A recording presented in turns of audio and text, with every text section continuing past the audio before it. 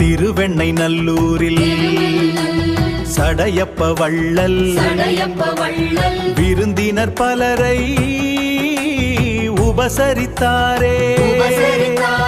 விருந்தினர் பலரும் சென்றதும் வாசலில் அடுத்தவர் வருகையை பார்த்திருந்தாரே.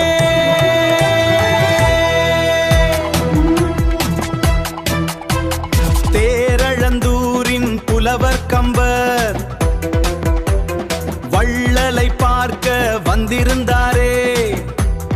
ராமாயணத்தில் வள்ளல் முன்னோருக்கு முடி செய்யும் பாக்கியம் தந்திருந்தாரே. முடி செய்யும் பாக்கியம் தந்திருந்தாரே.